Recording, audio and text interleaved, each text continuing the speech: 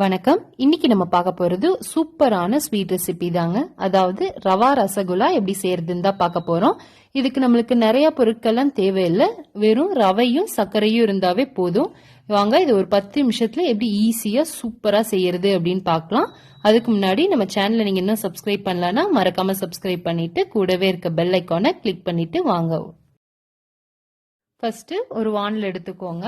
அதுல ஒரு 2 கப் அளவுக்கு காய்ச்சின பால் எடுத்துக்கோங்க. இந்த பாலை நம்ம நல்லா கொதிக்க விடணும். பால் இது மாதிரி நல்லா கொதி வந்தோன்னு நம்ம 1 கப் அளவுக்கு ரவை எடுத்து வச்சிருக்கோம். அதை கூட சேர்த்திடலாம். சேர்த்திட்டு நல்லா கலந்து விடுங்க. இந்த பால்லயே நம்மளுக்கு ரவை நல்லா வெந்து வரணும். இது அப்படியே மீடியம் ஃப்ளேம்லயே வச்சு நல்லா வேக விட்டுறணும். இது நம்மளுக்கு வேக வேக இது மாதிரி கொஞ்சம் திக்காயிட்டே வரும்.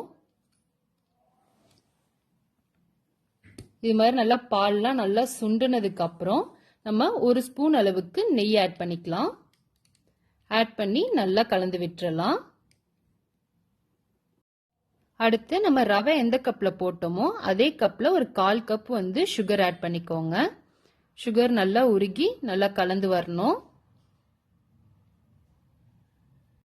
சர்க்கரை எல்லாமே கரைஞ்சு ரவையோட கலந்துருச்சு.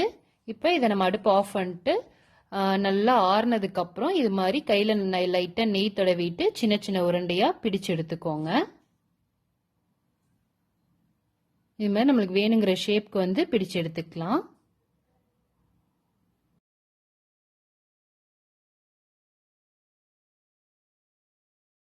இது மாதிரி குட்டி குட்டி பால்ஸா நான் எல்லா உருண்டையுமே உருட்டி எடுத்துக்க போறேன்.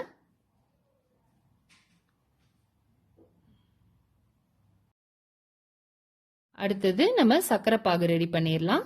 அதுக்கு ஒரு பாத்திரத்துல 1 கப் அளவுக்கு சர்க்கரை ஆட் பண்ணிக்கோங்க. அடுத்தது அதே கப்ல 2 கப் அளவுக்கு தண்ணி ஆட் பண்ணிக்கோங்க. இப்ப சர்க்கரைய நல்லா கரைச்சு விட்டுறணும். இதுக்கு நம்மளுக்கு கம்பி பதம்லாம் தேவையில்லை. இது எல்லாமே நல்லா கரைஞ்சு லைட்டா கொதி வந்தா போதும். இப்போ இது கூட 1 ஸ்பூன் அளவுக்கு ஏலக்காய் பொடி தட்டி வச்சிருக்கோம். அதை கூட சேர்த்திடலாம். சேர்த்திட்டு நம்ம உருட்டி வச்சிருக்க உருண்டையை நம்ம இதில் எடுத்து போட்டு ஒரு 5 நிமிஷம் அப்படியே விட்டுட்டோம் அப்படின்னா இந்த சுகர்லாம் நம்ம அந்த ரவையில உள்ள பிடிச்சி நல்லா டேஸ்டா இருக்கும். ஒரு 5 நிமிஷத்துக்கு இது அப்படியே அடுப்புல வச்சிருங்க. மீடியம் ஃப்ளேம்லயே இருக்கட்டும். இப்போ ஒரு 5 நிமிஷம் ஆயிருச்சு. பாருங்க எல்லாமே நல்லா கொதி வந்துருச்சு. இந்த ஸ்டேஜ்ல நம்ம அடுப்பு ஆஃப் பண்ணிடலாம்.